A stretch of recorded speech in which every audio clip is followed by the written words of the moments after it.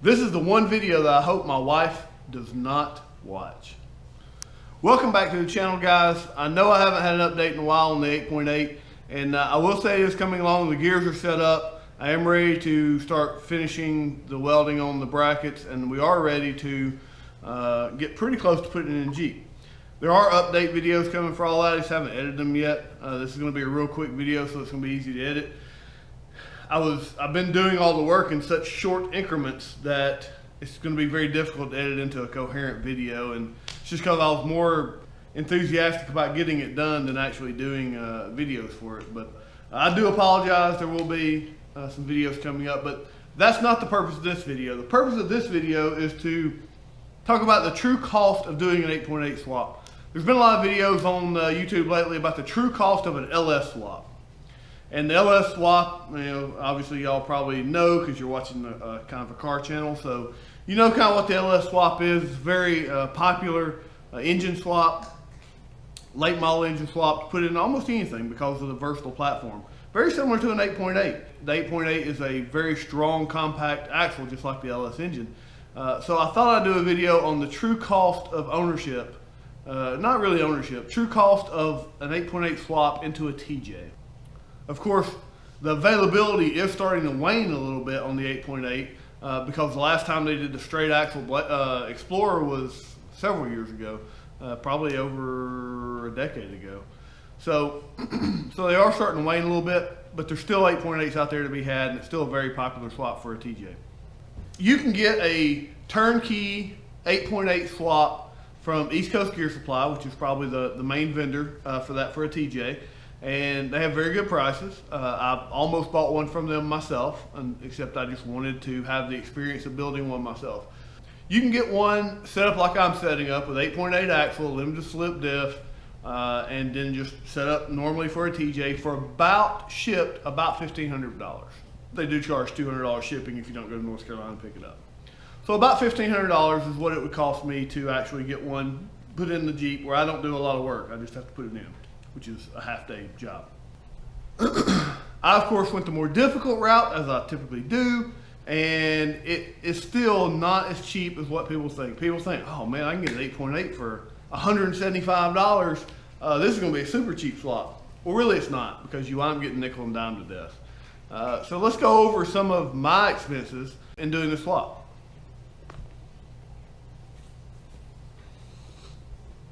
So I've written it all out on the board here, and I'll be looking down because I can't remember it, and it is a small board, so I've got it where y'all can see it. And these are my expenses, so don't read ahead too much. I guess I could cover that with a sheet of paper.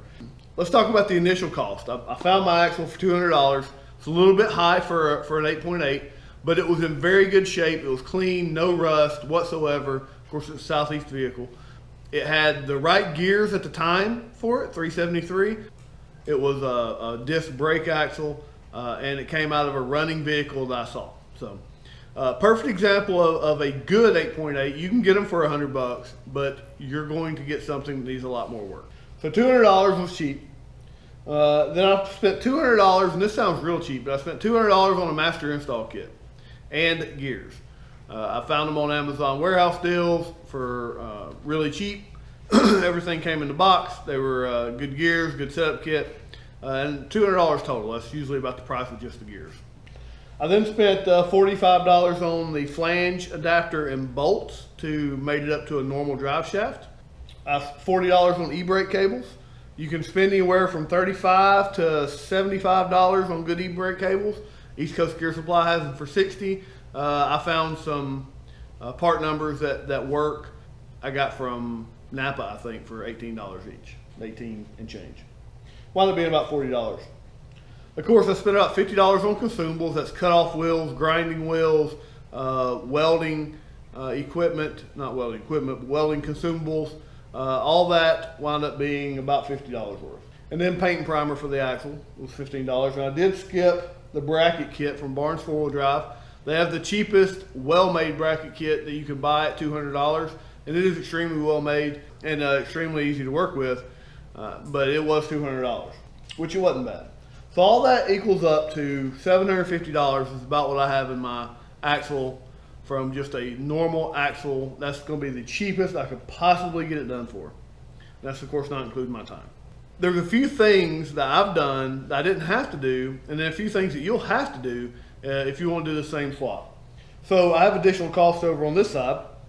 And the additional cost is most time you get a used axle, you don't want to reuse the brakes. You just don't know how it's been. Mine came with good rotors, good calipers, and good pads. So I technically have not spent this, but 95% of the axles I went and looked at, I would have had to spend that.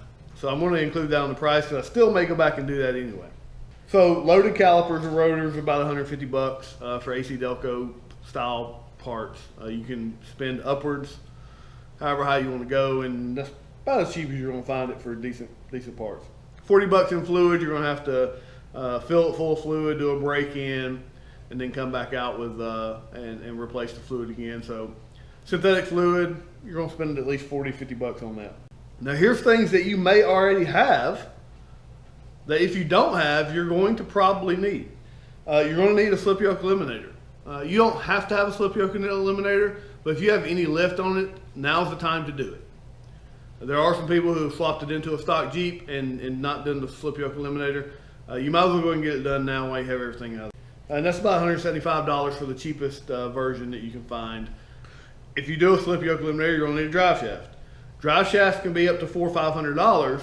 However, I went and got a good front shaft out of a Cherokee and had it cut down at a local drive shaft shop with new U-joints. So that wound up being about 115 bucks. These last couple things are things that are suggested, and I would definitely suggest them. Adjustable control arms. They're a must because you're still going to need to dial in the pinion angle whenever you put your axle in. No matter how good you get the angle set when you weld on your brackets, you're still going to want to dial it in. Adjustable control arms are a must. At 250 bucks for all four is not that expensive. If you're going to do any type of lift, you're probably going to need and or maybe already have them anyway. And then the Barnes kit and all the other kits I've ever seen suggest an adjustable rear track bar. And that's just common sense. The axles, you're trying to recenter it under the Jeep. If you're dialing everything else in, you're going to need to dial it in as well. All that combined, $850. So if I look at mine, I'm going to have, if I go back and get the loaded calipers, which I am thinking about doing, I'm going to have $1,600 into the axle itself. And of course the rear suspension setup. Not including springs and shocks and all that, but you don't have to do springs and shocks in an actual lift. But I will have about $1,600 in it. Now, I said about $1,500 is what I could get it from East Coast Gear Supply. So I am saving some money. I'm actually spending a little more money, but I didn't factor in any of this at ECGS. It winds up being a pretty good deal. However, if you'd have told me at the beginning that I would have been spending $1,600 getting an 8.8 underneath the Jeep, I'd have probably balked at it, to tell you the truth. The last few expenses that I have that you may not have is I already have some springs. I am going to spend a couple $100 on rear shocks. I already have some sway bar end links to extend it out for the extra lift I'm putting on. So those are all expenses that, other than the shocks, I won't have. So let's talk about how this could go way up for you. Number one, my axle came with a limited slip diff. If you want a limited slip diff and you can only find open axles, well, that's gonna cost you. Loaded carriers can go anywhere from finding a used one for really cheap to finding a new one for a couple $100. You may find only a drum brake axle and have to switch to discs. That's gonna be a little more expensive. A disc brake conversion kit is gonna be a few $100, at least. I've seen them for as much as $600 and as low as $350, I think. One thing that you cannot put a price on is time.